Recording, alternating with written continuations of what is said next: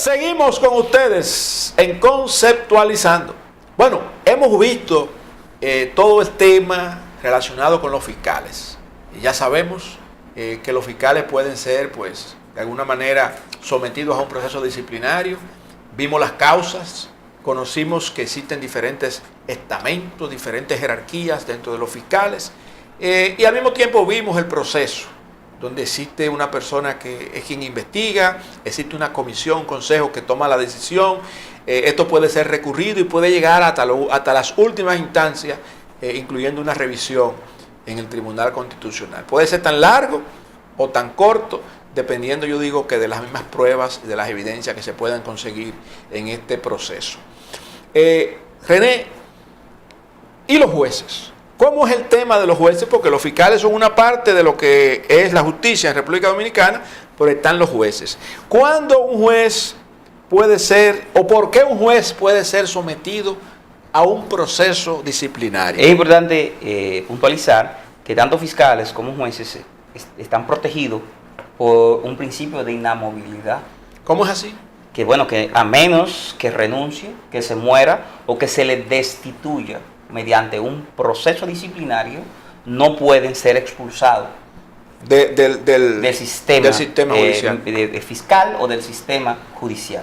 Son dos sistemas aparte. Sí, sí. Pero entonces, en el caso específico que nos ocupa, los jueces cuentan con un consejo del Poder Judicial, que va a ser elegido por el presidente de la Suprema Corte de Justicia, que por el hecho de ser el presidente de la Suprema Corte de Justicia va a presidir el consejo del Poder Judicial. Los jueces de la Suprema Corte van a tener un juez.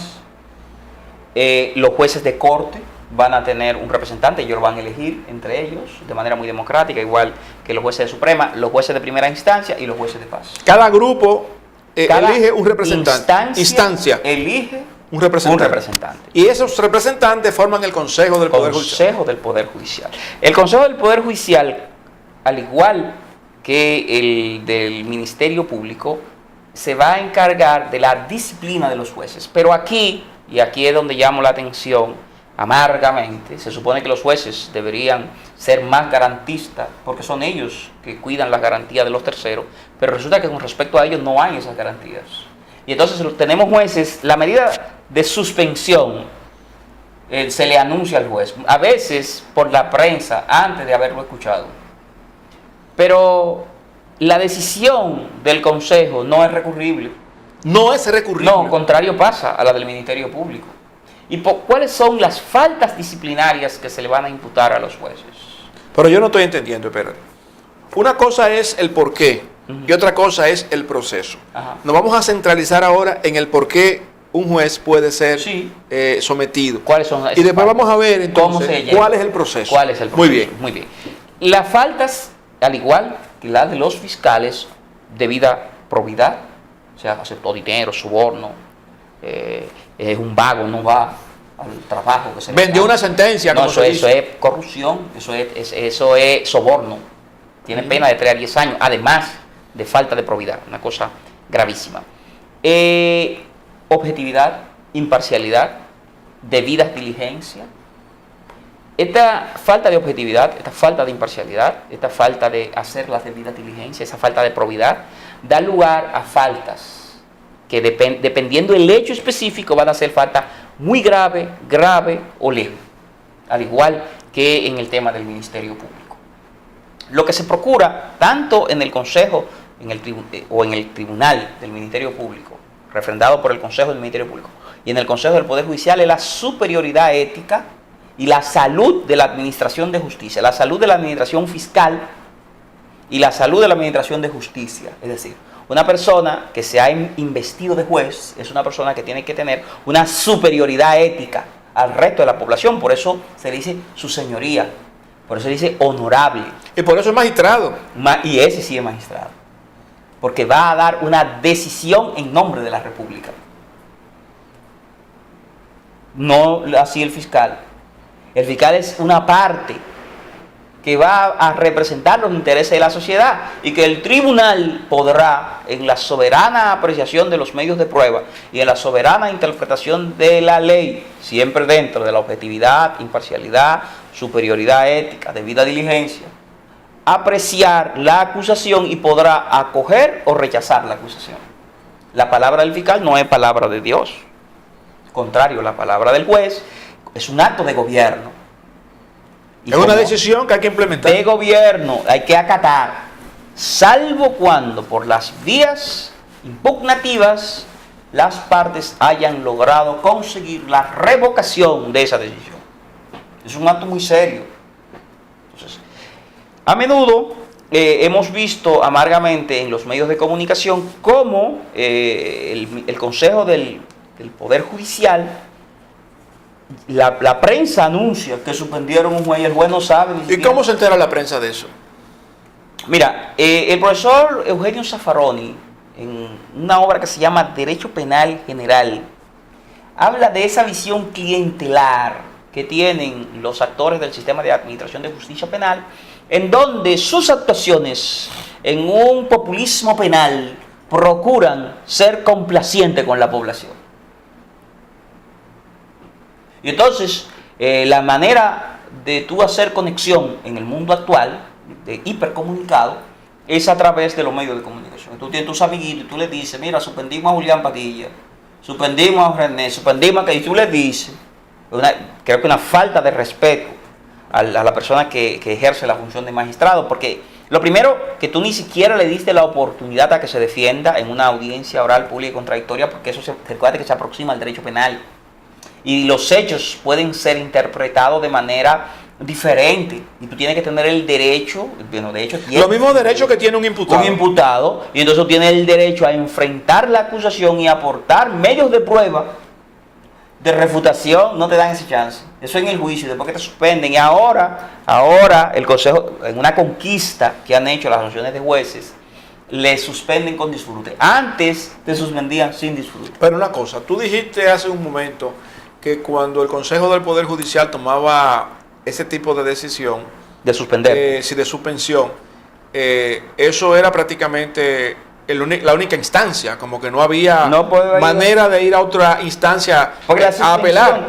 ¿Por qué la suspensión? La suspensión de un fiscal, de un juez en el ejercicio de sus funciones, es porque ha cometido un acto con tal falta de probidad y tú tienes que suspenderlo porque todo parece indicar que entonces la persona va a seguir vendiendo gente hecha. Por ejemplo, sí. o un delito penal, mató a una gente, entonces el tipo va a seguir matando gente, cuidado, agarra, o sea, tiene que suspenderlo. O está entorpeciendo la investigación, porque generalmente los testigos de una falta disciplinaria son los empleados del tribunal, pero son los usuarios. Yo lo que no entiendo, cómo en el caso del Ministerio Público hay tantas instancias y en la judicatura no. Y en la judicatura no. Es lo que todos nos hemos preguntado, y entonces ya entendemos a veces algunos jueces trogloditas, abusivos, porque recuérdate que un niño que se crea, eso, los padres, la escuela de padres, ¿verdad? Un niño que se cría en un entorno de violencia, él no puede hacer otra cosa más que no ser violento. Un juez que no hay garantía en torno a él no le puede representar garantía a ningún imputado. Así de simple. Entonces recuérdate que tengo jueces, y yo fui parte de ese proceso en algún momento, gente jóvenes que tuvieron la oportunidad por un proceso de concurso de llegar a ser jueces, pero que ahora están aferrados al carguito y a los 10 pesos y hacen cosas, la prisión preventiva el más bonito por lo que sea, para complacer al Ministerio Público y que no salga en los medios de que tú dejaste en libertad por parte de la policía o de la Dirección Nacional de Control de Drogas acusándote públicamente de que tú soltaste nada.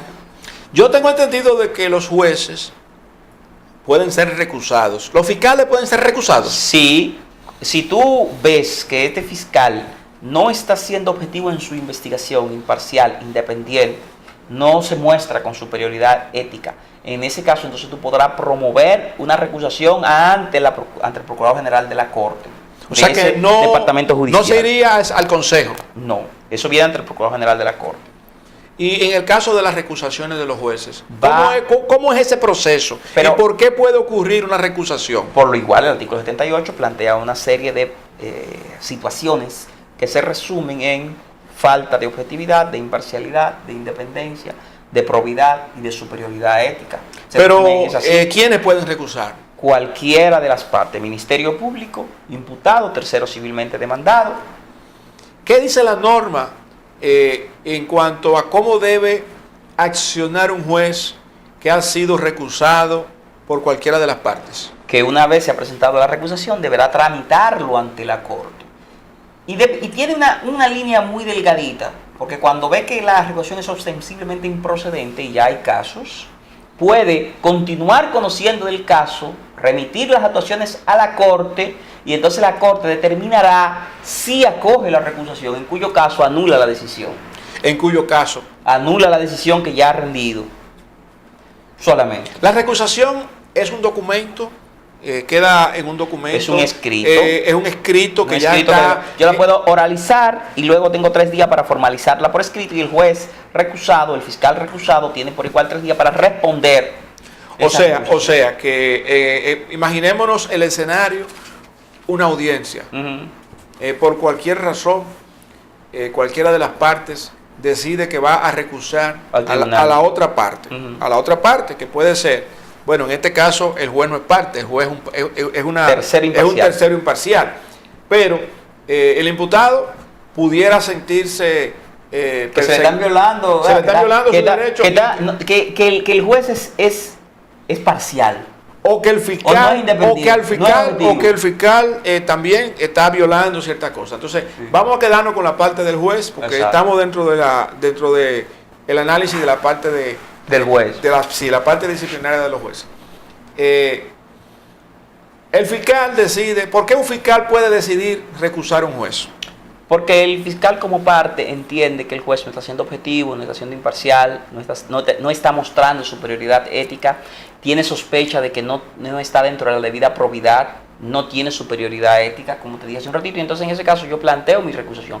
Pero ¿qué pasa? Que el artículo 78, 79 y 80 de la normativa procesal penal le dice al juez que él debe remitir las actuaciones a la Corte.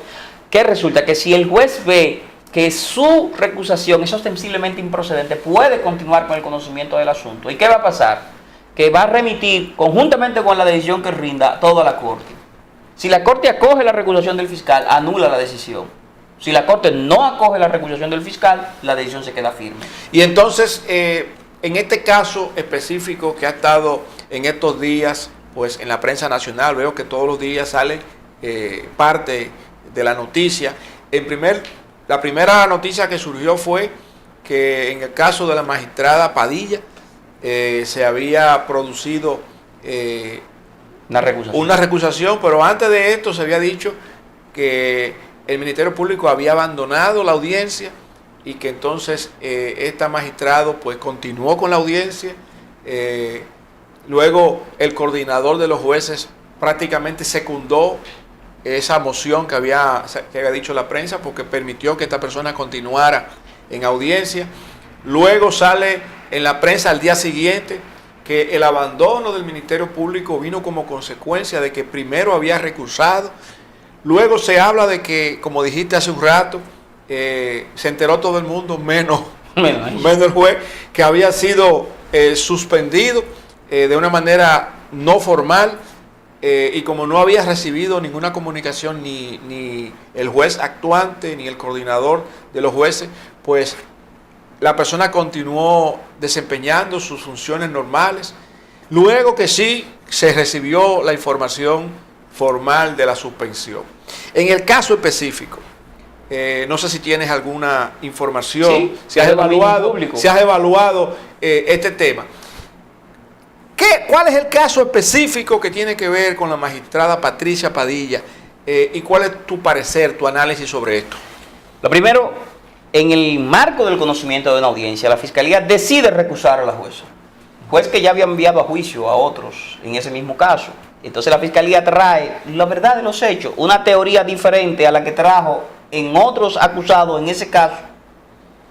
Entonces la jueza, cuando se le presenta la recusación, libra acta del acto recusatorio, ordena a la Secretaría que remita a la Corte, pero ella tiene el derecho a continuar con el conocimiento de la audiencia si quiere. Algunos jueces remiten todas las actuaciones y esperan que la Corte decida, pero eso es opcional del juez. O sea que en el caso específico de la magistrada Patricia Padilla, ella no cometió ninguna falta, ni violó ninguna norma y ningún procedimiento, nada, actuando. Nada. Entonces, en ese sentido, entonces, lo que resulta es que el Consejo del Poder Judicial, 6 horas después, ya la prensa dijo, está suspendida. ¿Pero por qué? ¿Qué se alegó con esa suspensión? Se alegó que estaba suspendida. Y ya. Sí, está suspendida porque está suspendida. Y entonces, por eso que te digo, los jueces no cuentan con un sistema, aquella obra famosa, el coronel no tiene quien le escriba. pero una pregunta, espérate. Parece una comedia, ¿verdad? Sí, no, es que tú me estás diciendo a mí que sin causa alguna... Porque salió en la prensa.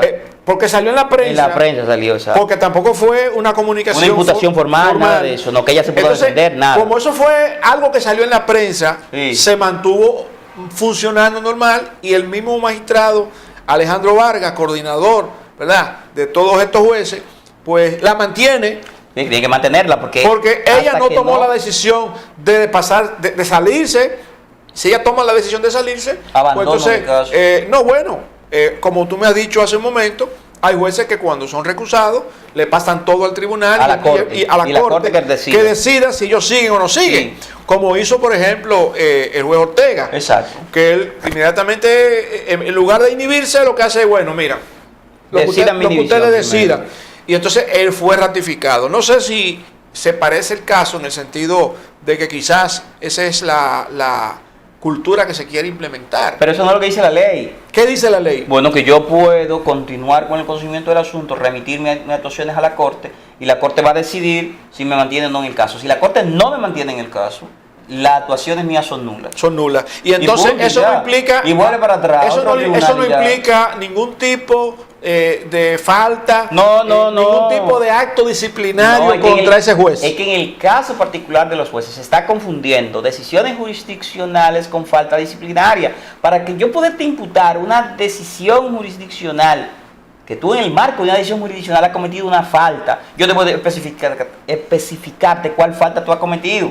Falta de probidad, ¿cogiste cuánto? ¿A quién se lo cogiste? ¿Cuánto te dieron? Falta de objetividad, tú no fuiste objetivo, ok, está bien. ¿Con relación a qué cosa?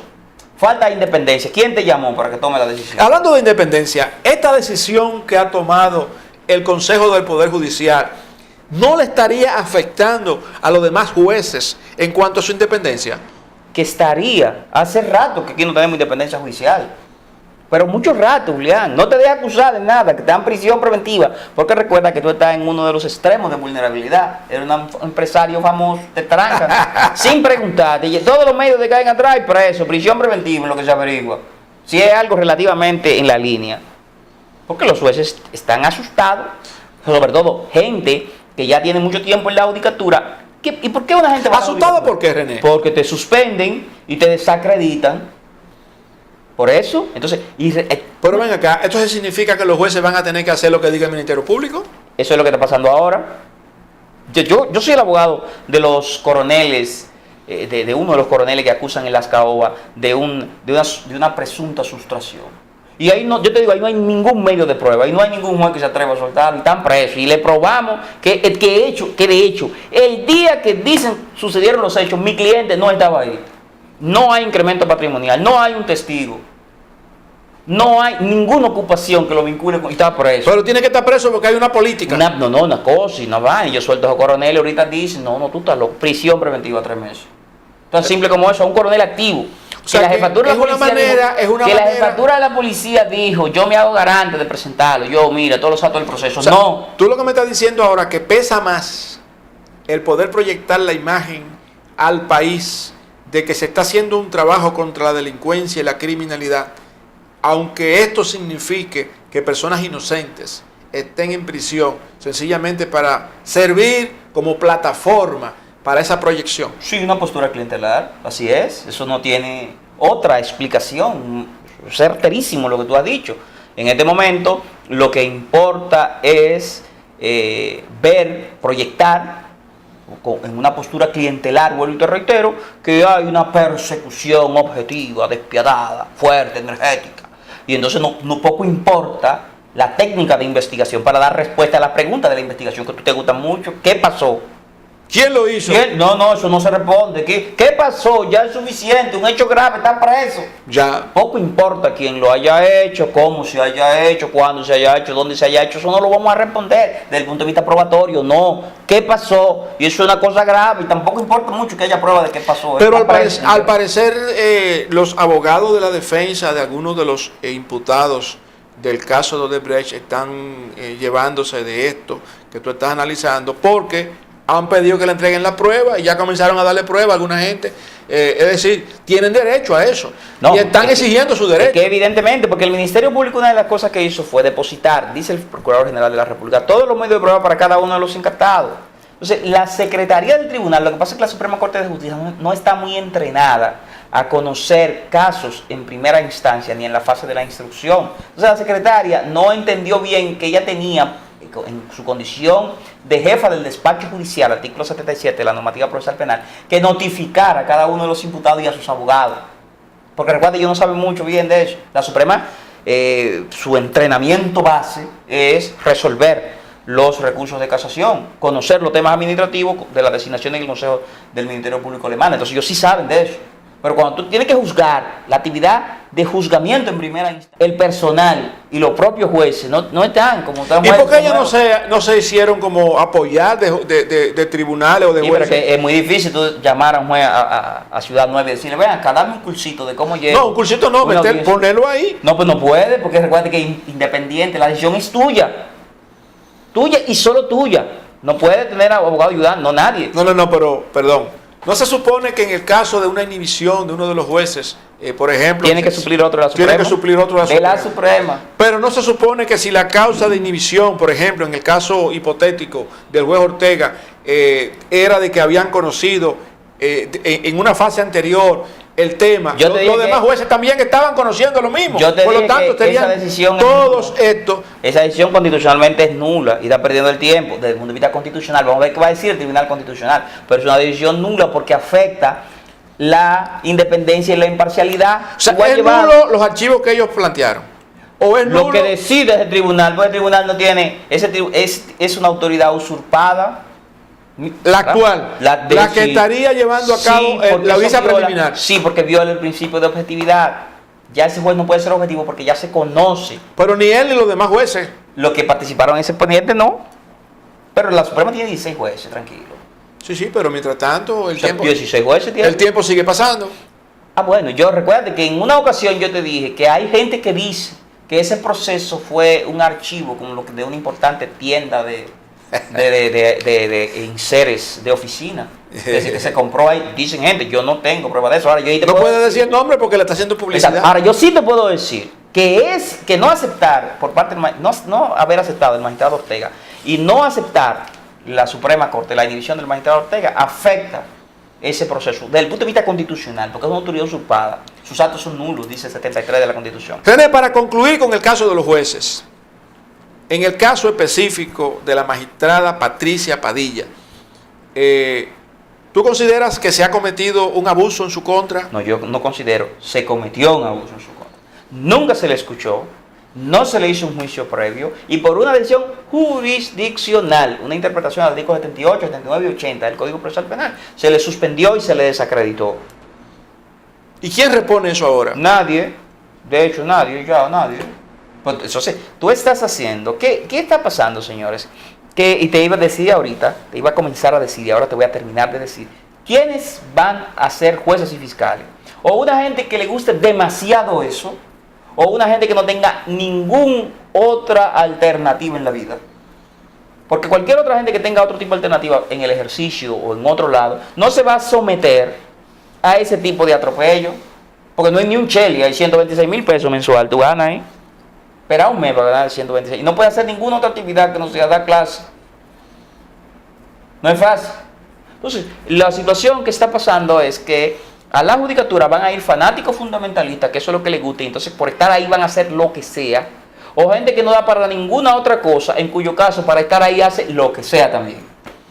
Entonces los demás jueces ahora van a renunciar de eso. Porque, óyeme, tú no tienes idea lo que significa para un abogado con superioridad ética real, superioridad académica, de abandonar su despacho y meterse a juez.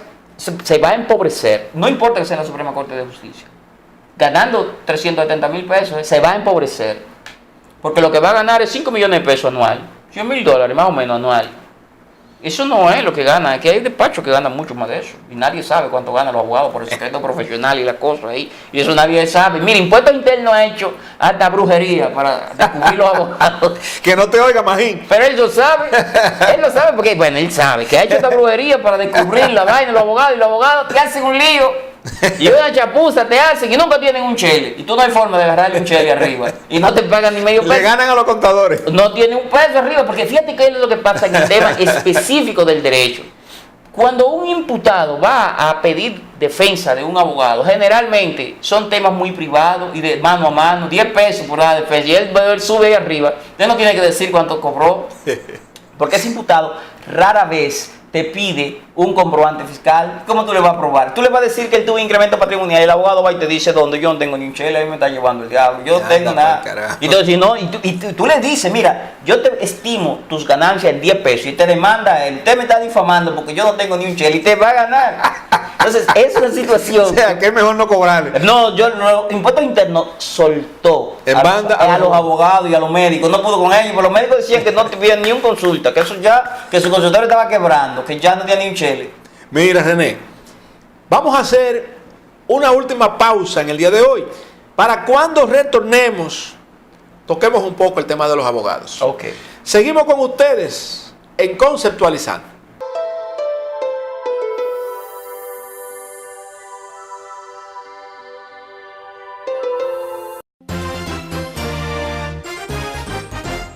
Seguimos con ustedes en Conceptualizando. Habíamos analizado en los segmentos anteriores, pues todo el tema relacionado con los jueces y con los fiscales. ¿Por qué puede ser sometido un fiscal o un juez a un proceso disciplinario? ¿Y cuál es este proceso? Vimos el caso también de lo que ha sido el tema más sonado en la prensa en los últimos días, que es el caso de la magistrada Patricia Padilla, donde la conclusión a la que nuestro jurisconsulto ha llegado es que se ha cometido un abuso por el Consejo del Poder Judicial contra esta magistrada. En este sentido, pues ahora vamos a ver la parte que se relaciona con los abogados. En el caso de los abogados, René, ¿cómo es este tema? ¿Cuándo un abogado puede ser sometido a un proceso disciplinario? ¿Y cuál es ese proceso? Mira, los principios que rigen al abogado son diferentes a los principios que rigen al juez y al fiscal. ¿Y no se supone que son los abogados los que se convierten en jueces y fiscales? Sí, pero mientras son abogados tienen otros principios. Por ejemplo, hay un principio que es el principio de lealtad hacia su cliente. Lealtad hacia al cliente. ¿Y qué pasa cuando se viola? Bueno, cuando el abogado acepta una transacción a espalda del cliente, por ejemplo, no hace la debida diligencia en detrimento de los intereses del cliente, no hace para lo que fue contratado. O se va en contra del mismo. Se va en contra de los intereses del cliente. ¿Y qué pasa con eso? No, expulsión. El Colegio de Abogados de la República Dominicana tiene un tribunal disciplinario, y esas decisiones van a ser recurridas ante la Suprema Corte de Justicia. ¿Y esos casos, cuando se someten, lo sometería el cliente? Lo puede someter el cliente, lo puede someter la Fiscalía del Ministerio Público, lo puede someter un juez. Por ejemplo, imagínate un abogado que está apoderado de una causa y no va al día de la audiencia. ¿Eso prescribe? Sí, prescriben. ¿Qué tiempo tiene esto para tú? Tienen un plazo de un año. Un año. Al año y tú no has reconocido, ya se cayó. Se cae por prescripción extintiva. ¿Y qué otros casos se dan, aparte de lo que sería pues violentar esa lealtad al cliente? Crear falsas expectativas al cliente. Crear falsas expectativas. En República Dominicana hay un caso que está corriendo hace rato de una presunta herencia que hemos tratado en su momento. De hecho, la Fiscalía está apoderada de una persecución penal. Bueno, yo vi que esa persona iba a salir del país. Y lo arrestaron. Y lo devolvieron. Porque lo que la Fiscalía dice que ha vendido una empresa quimérica, una esperanza fundada en una fantasía, y que en razón de eso ha hecho que personas le entreguen dinero. Se dio una situación para reír ante ante el Tribunal Disciplinario del Colegio de Abogados, y fue que los familiares rechazaron que se siga la persecución contra este abogado. Sin embargo, por ante la Fiscalía no han logrado lo propio. Y la Fiscalía sí sigue una investigación contra este togado. Entonces, estos son los principios a los cuales se deberá ceñir el abogado. Lealtad a su cliente, buena fe, debida diligencia. Eso incluye que tú no puedes apoderarte de un tema del cual tú no tengas la debida competencia. Te tiene que asesorar o tiene que buscar una persona, un técnico que te ayude con ese caso. Que ayude si usted no sabe ese tema. Entonces, aquí el Tribunal Disciplinario del CAR, del Colegio de Abogados, puede amonestarte, suspenderte o inhabilitarte de por vida mediante una cancelación, un requerimiento de cancelación de tu exequatur a la Presidencia de la República. Y con el tema de la actualización profesional, ¿existe algo que tenga que ver con...? Para fiscales y jueces, sí. Para abogados, no. Para árbitros, sí. Y hasta los notarios están trabajando. También tienen su régimen disciplinario, los notarios, ante el colegio de notarios, ante la Corte Civiles, que es la que va a fungir como tribunal disciplinario de los notarios, y la Suprema Corte de Justicia como tribunal de alzada para el conocimiento de los asuntos. Entonces, pero en un sistema, en el Estado-Nación, sí, los profesionales que están más a sus anchas, y por qué que te digo que el sistema de justicia va a tener que resolver el tema de darle seguridad a los jueces, seguridad no solamente económica, sino también jurídica, si quiere tener jueces que sirvan, porque si no tú lo que vas a tener es personas o fanáticos, desesperados por ser jueces, o gente que no da para ninguna otra cosa. ¿Quiénes son las personas mejores pagadas en el sistema de Estado-Nación? Banqueros, abogados y políticos. El Estado-Nación.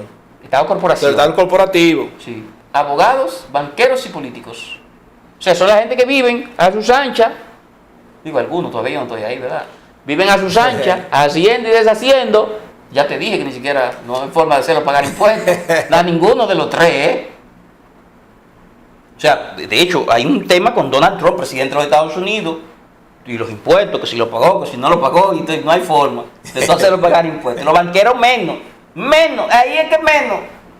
Y los abogados, entonces, es una situación que si tú quieres captar un recurso de alta competitividad para una labor tan noble como es la administración de justicia, tú deberás garantizarle no solamente buenos pagos, sino que esta persona no quede desacreditada.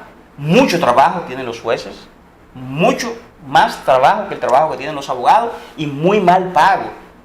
O sea, un abogado te lleva 4 o 5 expedientes el año entero. Cuando él cobra uno de esos calladito, cobra expediente callado y nadie sabe y ya, y resuelve más que lo que el pobre juez que llevó 1000 y pico de expedientes en el año entero, ganó menos el juez. Entonces eso no puede ser. Un juez de primera instancia no gana 2 millones de pesos en un año. Y está expuesto a que a cualquiera se le antoje hacerle una campaña de descrédito. Un fiscal gana apenas 86,000 pesos mensuales. Y está expuesto a que un titular, está expuesto a que un usuario, a que un policía te arme una persecución disciplinaria. Y bueno, por lo menos no hay, los medios de comunicación no te caen, no son tan agresivos como son con los fiscales.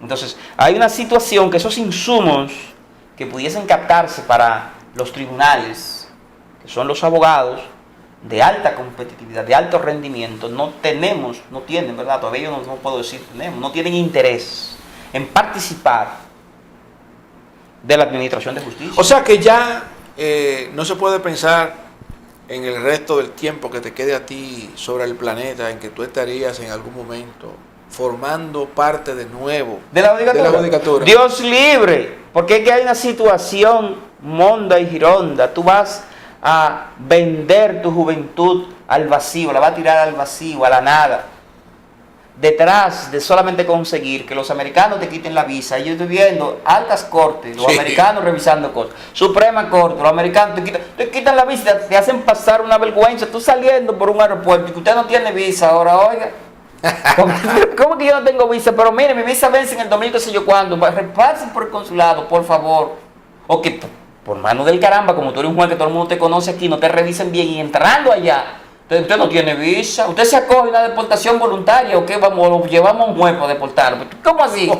Claro, porque tú entraste a territorio americano sin visa. ¿Y cómo te dejaron salir del país? Te dejan porque tú eres un juez notorio, que todo el mundo te ve y hay una presunción de legalidad. Es importante que tú entiendas eso. En la selección secundaria de la criminalización hay una presunción de que un hombre, un empresario como Julián, todo lo que hace es correcto.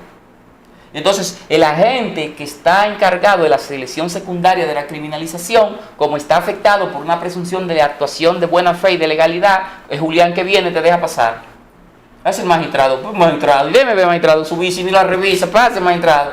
Y cuando llega ya, ponga la mano ahí, usted no tiene visa, que yo donde como que no.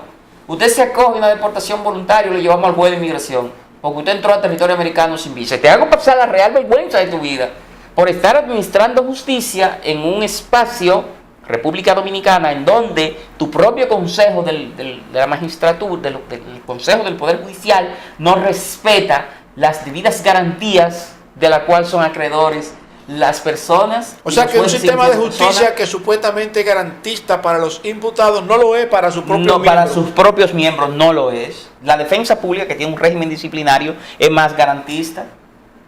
El colegio de abogados, yo quiero que tú me digas cuántos abogados tú escuchas que han suspendido. Nunca. No, pero hay 2, 3. Yo nunca he oído eso. Bueno, entonces, no pago, ya te dije, no hago nada, no trabajo, y cada último cuarto. Entonces, ¿para qué yo me voy a meter allí? O sea, un juez, de hecho, es casi imposible que un juez no tenga que terminar, si quiere ser serio, porque no es fácil tú con un abogado todos los días, magistrado, yo te fallé tal cosa, magistrado, ayúdame en eso, usted tiene que llevarte los expedientes hasta para tu casa y ocupar el tiempo de tu familia en tu casa. Porque el tiempo no te da. No te da, y además tiene que llevarte, si no te lo lleva físicamente el expediente, tiene que llevártelo en la cabeza, porque es una decisión, lata sentia esse de juris, el juez, después que decide, deja de ser juez para lo que ha decidido. Entonces tú quieres dar una decisión que no te ponga en vergüenza y tienes que pensar. No, y además que tú sabes que vas a afectar la vida probablemente de otra persona. Vida y bienes de otra persona, siempre que tú decidas. O sea que es una decisión trascendental. Pues entonces tú, sin ninguna garantía que me suspendan por los medios de comunicación, pues bueno, porque coja eso, el que está muy desesperado por ser juez o el que no da para ninguna otra cosa. Yo me quedo, bueno, entonces todo el que sirve para una se queda de abogado. En la papa, pues, y sabiendo que en el Estado corporación, banquero, político y abogado, ustedes son los dueños del planeta. Ustedes no, porque usted es abogado. Sí, pero yo voy a dejar eso, ya, yo voy a meterme ahora a... ¿Te vas a meter al Estado corporativo de lleno? No, a músico, porque ¿A ya... músico? Sí, porque es cruel. ¿Cómo a músico? Explícame eso. Bueno, porque realmente... ¿Va a tocar cuál orquesta? No, bueno, lo que pasa es que viéndolo, ¿verdad? Viendo lo que hacen ustedes los... Me va a meter a poeta. Viendo lo que ustedes hacen los banqueros, políticos y abogados con el resto de la población, yo creo que es una actuación inequitativa. No es justo. No es justo, sí, yo me voy a salir de eso. René, hemos agotado un tiempo precioso en el día de hoy.